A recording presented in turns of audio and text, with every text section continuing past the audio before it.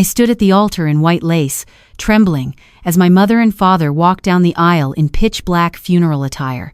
They were grieving the loss of their daughter to a man they despised. But they had no idea my husband was about to deliver their social eulogy. The morning of December 16th was supposed to be the happiest day of my life. The air in the bridal suite at the Rosewood Manor in upstate New York smelled of expensive hairspray, nervous sweat, and the heavy, sweet scent of white roses. My maid of honor, Jenny, was carefully adjusting the pearl buttons on the back of my gown, her hands shaking slightly, not from excitement, but from the suffocating anxiety that had been building for the last 14 months. "Have you heard from them?" I asked, my voice barely a whisper as I stared at my pale reflection in the antique vanity mirror. Jenny avoided my eyes, focusing intently on a stubborn piece of tulle. "David said they arrived about 20 minutes ago. They're downstairs, Clora. That's what matters, right? They showed up." She was lying. Or at least, she was withholding the devastating truth of how they had shown up. To understand the sheer toxicity of that morning, you have to understand my parents, Margaret and Tobias Samuel. The Samuels were Connecticut royalty, or at least they desperately spent beyond their means to maintain the illusion that they were. Everything in my life had been curated by them: the prep schools, the Ivy League education, the acceptable circle of friends, and, ideally, the acceptable pedigree of a future husband. They expected a merger, not a marriage. They expected someone who played golf at their country club, someone whose last name could open doors in high society. Instead, I fell in love with Lucas. Lucas Gallagher was a self-made man from South Boston. He didn't inherit a trust fund. He built a regional logistics and freight company from a single-use delivery truck. He had calluses on his hands, a loud, booming laugh that echoed in my parents' sterile dining room, and an absolute zero-tolerance policy for snobbery. The first time I brought him home for dinner, my mother looked at him as if he had tracked mud onto her Persian rug. When he mentioned his father had been a union mechanic, my father visibly stopped chewing his filet mignon, placed his fork down, and asked, "How delightfully quaint. Tell me, Lucas, do you plan on driving trucks forever, or is Clora going to be financially supporting you?" Lucas had just smiled a sharp, knowing smile and replied, "I employ 50 drivers, Tobias. And I can assure you, Clora will never want for anything, especially not basic human decency." The war began that very night. Over the next year, Margaret and Tobias waged a campaign of psychological warfare to break us apart. They threatened to disown me. They cut off my access to the family accounts. They even hired a private investigator to dig into Lucas's past, hoping to find a secret family or a criminal record. When they found nothing but a spotless record and a booming business, their hatred mutated into sheer, irrational spite. When I mailed them their wedding invitation, they didn't RSVP. For weeks, it was radio silence. Then, a week before the wedding, my mother sent a single text message: "We will be in attendance. We must bear witness to the end of our family's dignity." "Okay, breathe," Jenny said, snapping me back to the present. She handed me my bouquet of white peonies. "It's time. Lucas is waiting. Focus on him." I nodded, gripping the stems of the flowers so tightly my knuckles turned white.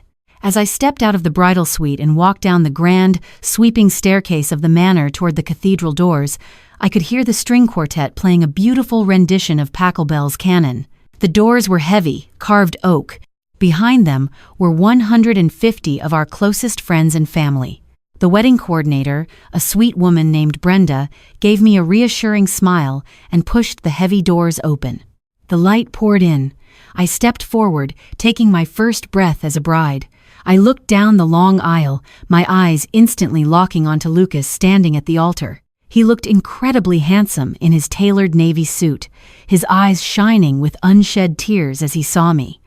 For a split second, everything was perfect. Then, the peripheral reality set in. A collective, uncomfortable murmur was rippling through the pews. It wasn't the sound of awe, it was the sound of shocked whispering. Guests were shifting uncomfortably, craning their necks not at me, but at the front row. I tore my eyes away from Lucas and looked to the front left pew, the seats reserved for the parents of the bride. My heart dropped into my stomach, replaced instantly by a sickening surge of bile. There sat Margaret and Tobias Samuel. They were not wearing the pastel pinks or the sophisticated navy blues typical of a wedding. My mother was dressed in a stark, floor-length black crepe dress, complete with a black pillbox hat and a short, black netted mourning veil that covered the top half of her face. She held a black lace handkerchief, occasionally dabbing her dry eyes. Next to her, my father wore a formal black morning suit with a black tie and a black pocket square. He sat rigidly, his face locked in a grimace of profound sorrow. They were dressed for a funeral. The symbolism was as violent as a physical blow. They were publicly declaring that this wedding was the death of their daughter. They were making a spectacle of their disapproval, ensuring that every single guest in that room knew exactly how disgusted they were. My breath hitched. I stopped dead in my tracks halfway down the aisle. The string quartet wavered, a cellist missing a note as the tension in the room thickened into something suffocating. I felt the hot sting of tears, not of joy, but of profound, isolating humiliation. They had done it. They had ruined the one day that was supposed to be mine. I looked back at Lucas. His smile had vanished, replaced by a jaw so clenched I could see the muscle ticking in his cheek. He looked from my parents to me. Then, without waiting for the music to cue him, he stepped off the altar. He walked briskly down the aisle, ignoring the gasps of the traditionalists in the crowd. He reached me, gently took my freezing hand, and leaned in. "Look at me," he whispered, his voice a steady anchor in the storm. "Clora, look at me." I met his gaze, a tear finally spilling over my lashes. "They want to make this a funeral," Lucas said softly, a dark, dangerous glint in his eye that I had never seen before. "But let them wear black. It's fitting for what's coming. Now, are you going to marry me, or are we going to let them win?" I swallowed the lump in my throat, squared my shoulders, and nodded. "I'm marrying you." "Good," he said, kissing my forehead before placing my hand in the crook of his arm. "Walk with me." Together, we walked the rest of the way down the aisle. As we passed the front row, my mother let out a loud, theatrical sob into her black lace handkerchief. Lucas didn't even flinch. He just held my hand tighter. The ceremony was a blur of beautiful vows and oppressive background tension. Every time the officiant spoke about love, unity, and family, I could hear my father sharply clearing his throat or the aggressive rustling of my mother's black silk dress. When we were pronounced husband and wife, the applause from Lucas's side of the aisle was deafening, a deliberate attempt to drown out the stony, unmoving silence coming from my parents and the few society friends they had dragged along. The reception was held in the Manor's grand ballroom. Crystal chandeliers cast a warm, golden glow over tables draped in white linen and adorned with towering floral centerpieces. It should have been a fairy tale, but the black cloud had followed us from the chapel. My parents had been seated at a table near the front, a place of honor they were currently treating like a quarantine zone. They refused the hors d'oeuvres. They sent back the champagne, loudly claiming to the waitstaff that it tasted like cheap vinegar. My mother kept her mourning veil on throughout the salad course, a ridiculous and deeply unsettling sight as she picked at her greens with a fork. Guests were whispering. Lucas's family, warm, boisterous, loving people who had welcomed me with open arms, tried their best to ignore the Samuels, but the disrespect was palpable. Lucas's mother, a sweet woman named Patty, had approached my mother to introduce herself. Margaret had simply looked Patty up and down, turned her back, and took a sip of water without speaking a single word. I was vibrating with rage. I wanted to scream. I wanted to kick them out, but Lucas was acting strangely calm. Whenever I tried to apologize or suggest we ask security to escort them away, he would just smile, pour me more wine, and say, "Patience, Clora. The night is young. Let them dig the hole a little deeper." After the dinner plates were cleared, it was time for the speeches. Jenny gave a beautiful, tear-jerking toast about our college days. David, Lucas's best man, told a hilarious story about a cross-country road trip that had the entire room roaring with laughter. The schedule dictated that Lucas would speak next to thank the guests. But as David stepped down from the stage, a jarring, screeching sound of microphone feedback echoed through the ballroom. I snapped my head toward the stage. My mother, Margaret had hijacked the microphone from the DJ's stand. She stood in the center of the dance floor, her black veil finally pushed back, her face a mask of tragic martyrdom. The room fell dead silent. You could have heard a pin drop on the hardwood floor. "I know I am not on the itinerary," Margaret began, her voice echoing coldly through the speakers. "But as the mother of the bride, I felt it was my duty to say a few words." Even on a day of such profound mourning, a collective gasp swept through the room. Next to me, Lucas slowly placed his napkin on the table. He didn't look angry. He looked almost relieved, like a hunter watching a trap finally snap shut. "We raise our daughters with certain hopes," my mother continued, pacing slowly, acting for her audience of horrified guests. "We give them the best schools, the finest upbringing, the right social circles. We hope they will find a partner who elevates them. A partner of substance, a partner from a family that understands the legacy and the burden of high society." She paused, looking directly at Lucas. "Unfortunately, life is full of tragic disappointments. Today, my husband and I are dressed in black because we are grieving. We are grieving the future our daughter threw away. We are grieving the mistakes of youth, the rebellion that leads to a lifetime of mediocrity. Clara has chosen this." She gestured vaguely toward Lucas with her free hand, a gesture dripping with absolute contempt. "But," Margaret sighed, a fake, trembling breath, "we are her parents. We must bear this cross. We must stand by and watch as she lowers her standards.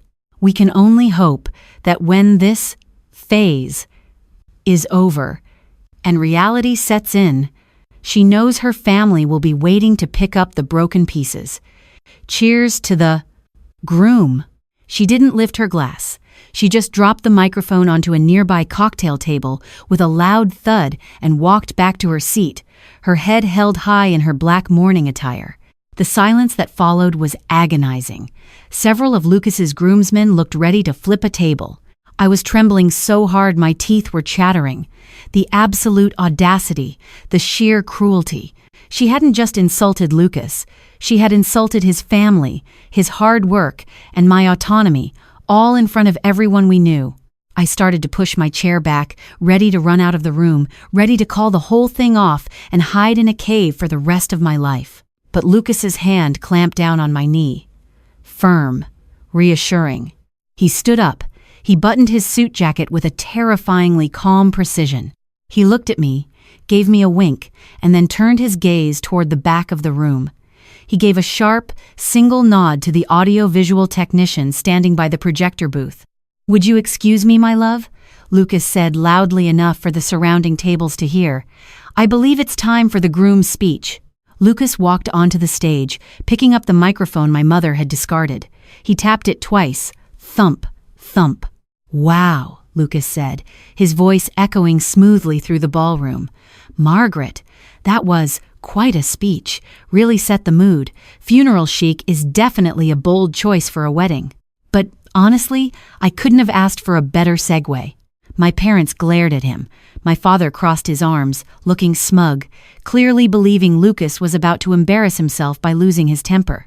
"You see," Lucas continued, pacing the stage slowly, "Margaret and Tobias have made it very clear that I am not up to their standards. I don't have a trust fund. I work with my hands. I'm from Southie. And for the last year, they've told everyone who would listen that I am a gold digger, that I am marrying Clara to get my hands on the Samuel family fortune." He stopped pacing and looked directly at the front table. "But I'm a logistics guy. I deal in facts, audits, and ledgers. And when my future in-laws started treating me like a criminal, I figured I should probably make sure my own house was in order. So I hired a forensic accountant to look into everything. My businesses, Clara's assets, the prenuptial agreement Margaret kept trying to force us to sign." My father's smug expression faltered. He sat up a little straighter. My mother's hand froze halfway to her water glass. "And," Lucas smiled, a cold, hard smile. "The funny thing about lifting up rocks is that you never know what kind of ugly things are going to scurry out from underneath. I originally made a slideshow for this speech, pictures of me and Clara. our dogs, our first house, but I think, given Margaret's lovely eulogy, we should change the programming. Lucas pointed to the massive projector screen that had been lowered behind the stage. If you could, hit play on the other file, please. The lights in the ballroom dimmed. The massive white screen behind Lucas flickered to life, and as the first image appeared on the screen, a collective wave of shock hit the room, and I saw all the blood violently drain from my father's face. The massive white projector screen behind Lucas hummed as the high-definition image snapped into focus. It was not a photo of Lucas and me laughing on a beach, nor was it a picture of our golden retriever, Barnaby. It was a scanned legal document. At the top, in bold, terrifyingly clear font, read the letterhead of a major national bank. Below it, in capital letters, were the words, "Notice of Intent to Foreclose." A collective, sharp intake of breath sucked the oxygen right out of the ballroom. I squinted against the glare of the projector, reading the details highlighted in bright yellow marker. The property in question was the sprawling, 8-bedroom colonial estate in Greenwich, Connecticut, my childhood home, the home my parents constantly bragged about at every social function. The document indicated that the mortgage had been in severe default for over 22 months. I whipped my head around to look at the front table. My father, Tobias, had turned the color of wet ash. The smug, condescending sneer he had worn for the past 14 months had been entirely wiped away, replaced by the wide-eyed terror of a cornered animal. "Turn that off!" my father bellowed, his voice cracking violently. He slammed his fists down on the linen-draped table, knocking over a crystal water goblet. The ice spilled across the table, dripping onto my mother's black mourning dress. Lucas didn't flinch. He stood at the center of the stage, the microphone resting casually in his hand, his posture relaxed but his eyes completely devoid of mercy. "I don't think I will, Tobias," Lucas said, his voice carrying smoothly over the speakers. "Margaret just spent 5 minutes giving a eulogy for your family's dignity. I think it's only fair we examine what exactly it is you're mourning." Lucas pressed a clicker in his hand. The slide changed. This time, it was an email printout. The sender was my father, and the recipient was a bankruptcy attorney named Harrison Bradley. The subject line read, "Urgent, Asset Liquidation and Social Repercussions." For the past year, Lucas addressed the silent, stunned room. Margaret and Tobias have made it their mission to paint me as a blue-collar grifter, a Southie truck driver who hit the jackpot by seducing a trust fund heiress.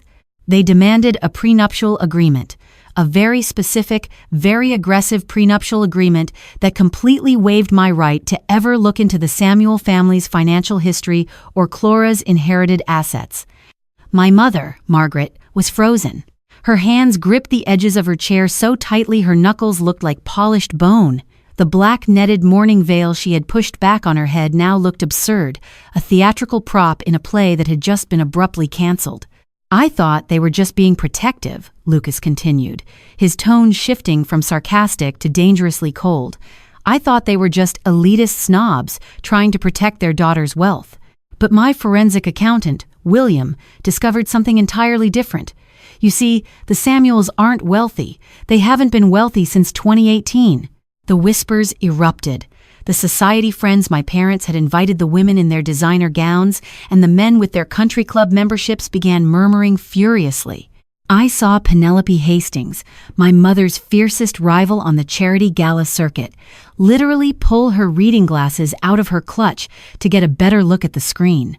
"They are drowning in debt," Lucas stated, pacing slowly across the stage. "Credit cards maxed out to maintain country club dues. Second and third mortgages taken out to pay for leased luxury cars and extravagant vacations they couldn't afford. They are, by every legal definition, entirely insolvent." "Lies!" my mother suddenly shrieked, her voice shrill and desperate. She stood up, pointing a trembling, manicured finger at Lucas. "These are fabricated documents. This is defamation. Tobias, call the police." "Call them," Lucas challenged, stopping his pacing. "Please, Margaret, let's get the authorities in here, because if the police arrive, we can skip right to the next slide." Lucas hit the clicker again. The screen shifted to a series of bank transfer statements. They were from an account I recognized instantly, the Grandmother Abigail Trust. It was a substantial fund set up by my late grandmother, meant to be transferred to my complete control upon my marriage or my 30th birthday, whichever came first. Until then, my parents acted as the primary trustees.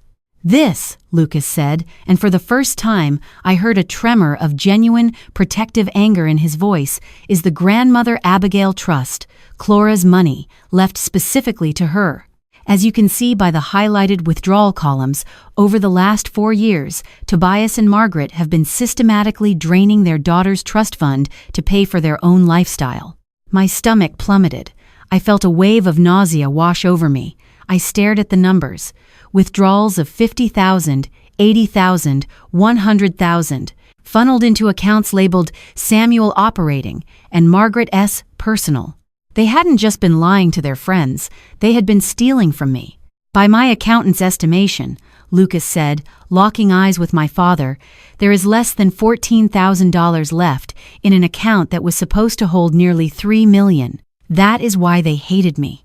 Lucas turned to look directly at me, his expression softening for a fraction of a second before hardening again as he looked back at the crowd. "They didn't hate me because I was poor," Lucas explained, the absolute truth ringing through the quiet ballroom. "They hated me because I am a businessman, because I run logistics and audits. They knew that the second Clora and I got married, the trust would legally transfer to her, and as her husband, I would look at the books. They needed Clora to marry a naive society boy who wouldn't ask questions. They needed someone who would sign a blind prenup and just assume the Samuel fortune was intact. I was a threat, not to Clora's future, but to their criminal cover-up. The absolute silence in the room was heavier than concrete. Nobody moved, nobody coughed. The sheer magnitude of the betrayal hung in the air, glowing brightly on the projector screen behind my husband. "You absolute bastard!" my father hissed, his voice trembling not with authority, but with the pathetic, hollow panic of a ruined man. He didn't try to defend himself. He couldn't. The bank routing numbers on the screen matched the family accounts perfectly. The emails were time-stamped. The evidence was irrefutable. And the worst part, for Tobias and Margaret Samuel, wasn't that they had stolen from their own daughter. The worst part was that Penelope Hastings and the rest of the Connecticut elite were sitting 10 feet away, witnessing their total, undeniable unmasking.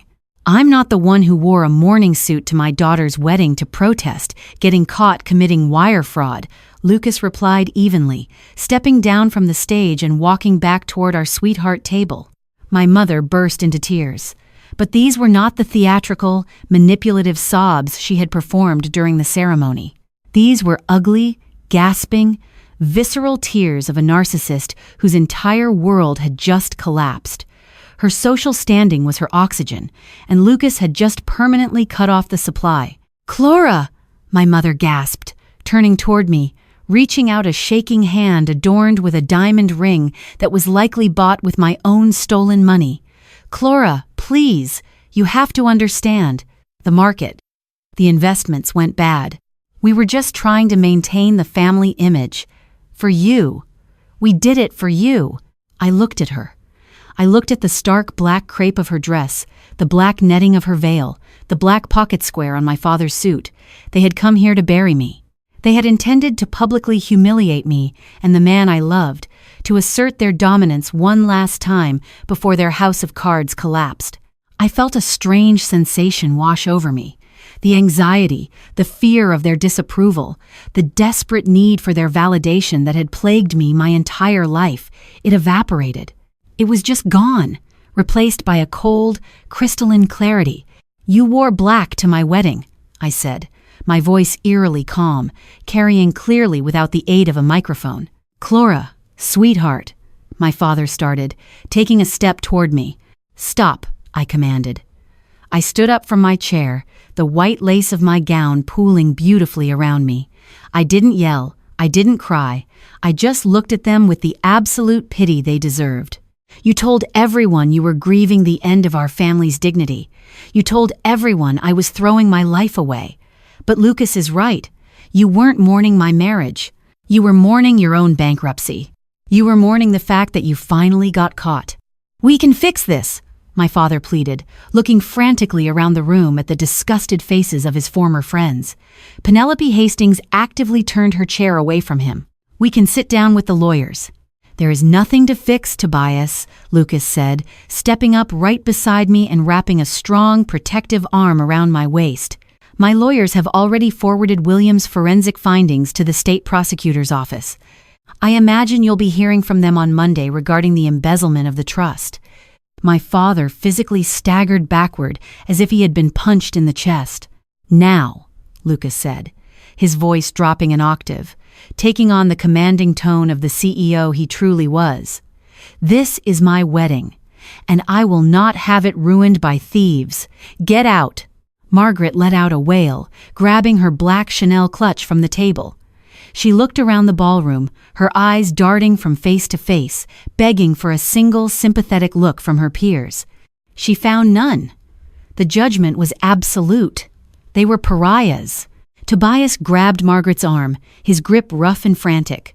"We're leaving," he muttered, his head down, his posture defeated. They turned and walked toward the grand double doors of the ballroom. The walk of shame was agonizingly slow. The clack-clack-clack of my mother's heels echoed in the dead silence of the room. They had arrived in their black funeral attire, intending to make a statement, to mourn my choices. Now, as they practically fled the room, their outfits were finally appropriate. They were attending the funeral of their own making. The death of the Samuel family name, the death of their wealth, and the death of their relationship with their only child. Brenda, the wedding coordinator, swiftly opened the heavy doors for them, her face completely deadpan. My parents slipped through the threshold, and the heavy oak doors clicked shut behind them with a definitive, final thud. They were gone. For a long moment, nobody spoke. The projector screen behind us still brightly displayed the evidence of their crimes. I stood there, leaning into Lucas's side, my heart hammering against my ribs. Then, Lucas reached into his pocket, pulled out the remote clicker, and pressed a button. The screen went black, and the projector whirred down. He turned to me, his eyes full of apology and a fierce, unyielding love. He gently took both of my hands in his. "I am so sorry, Clora," Lucas whispered, his voice thick with emotion. "I wanted to give you the perfect day. I didn't want to do it like this, but when I saw them sitting there in those black clothes, I couldn't let them abuse you anymore. I couldn't let them take your light. I had to burn their shadow down." I looked up at this man, this incredible, resilient man who had seen through the smoke and mirrors, who had protected me when I didn't even know I needed protecting. I didn't care about the stolen money. I didn't care about the scandal. I only cared that I was finally free. A massive, overwhelming sense of relief crashed into me. I threw my arms around his neck and laughed a wet, breathless, joyful laugh. "You didn't ruin anything," I cried, pulling him down for a deep, passionate kiss. "You just saved my life." The room erupted. It wasn't the polite, golf clap applause of high society. It was a roaring, thunderous cheer. David, the best man, let out a massive whoop and started aggressively clapping. Lucas's mother, Patty, was openly weeping, raising her glass of champagne high in the air. Even Penelope Hastings was clapping, nodding her head in begrudging respect for the sheer theatricality of the takedown. Lucas smiled against my lips, wrapping his arms tight around my waist and lifting me slightly off the floor. He turned to the DJ booth, gave a quick two-finger salute, and yelled over the cheering crowd, "Play something loud! We have a wedding to celebrate." The DJ didn't hesitate. The heavy, infectious bass line of a classic funk song pumped through the massive speakers, vibrating through the floorboards and instantly shattering whatever tension remained in the room. The funeral was over. The real party had just begun. The rest of the reception was nothing short of euphoric. Once the toxic cloud of my parents' presence had been surgically removed, the atmosphere shifted from walking on eggshells to a genuine, unbridled celebration of love and liberation. The open bar flowed, the dance floor was packed, and the very people my parents had tried to impress ended up being the ones who stayed the latest.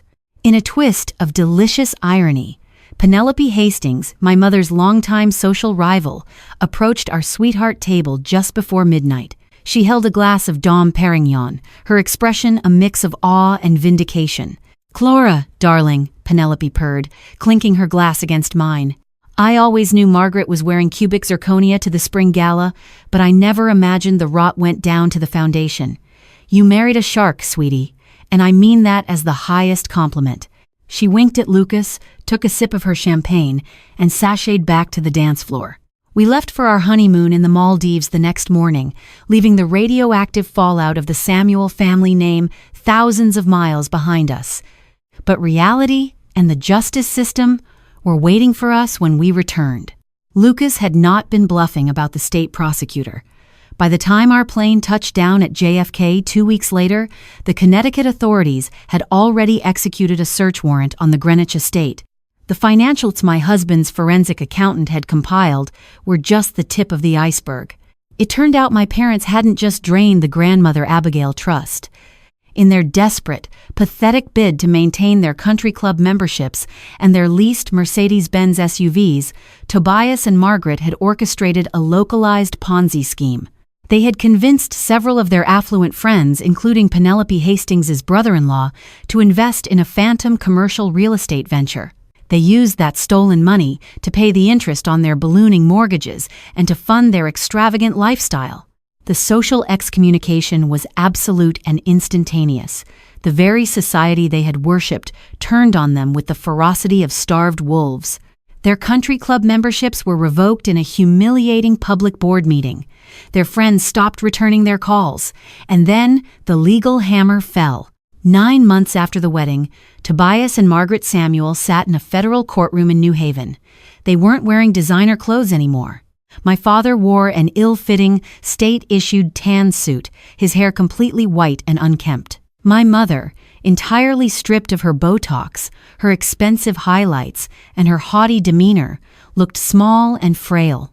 The judge, a no-nonsense woman named Honorable Valerie Thompson, was completely immune to my mother's theatrical weeping. They were both convicted of multiple counts of wire fraud, embezzlement, and grand larceny. Tobias was sentenced to 6 years at the Federal Correctional Institution in Danbury. Margaret, who had aggressively tried to pin the entire operation on her husband during the trial to save herself, was handed a 4-year sentence at a minimum security women's camp in West Virginia. I didn't attend the sentencing. I didn't need to. I had already said my goodbyes on the day of my wedding. The bank finally foreclosed on the Greenwich estate. It was auctioned off to a commercial developer who had zero interest in the property's historic high society value. 2 months after my parents were incarcerated, bulldozers rolled onto the manicured lawns. They tore down the 8-bedroom colonial house, the house of secrets, lies, and psychological abuse, and paved over the ashes to build a luxury condominium complex. As for Lucas and me, we thrived in the light of the truth. The state was able to recover a fraction of my trust fund by liquidating my parents' remaining physical assets, mostly my mother's jewelry collection and some antique furniture. It amounted to roughly $200,000, a far cry from the original $3 million, but I didn't care about the money. I never had. I used the recovered funds to start a foundation that provides financial literacy and legal aid to young adults trying to escape financially abusive family dynamics.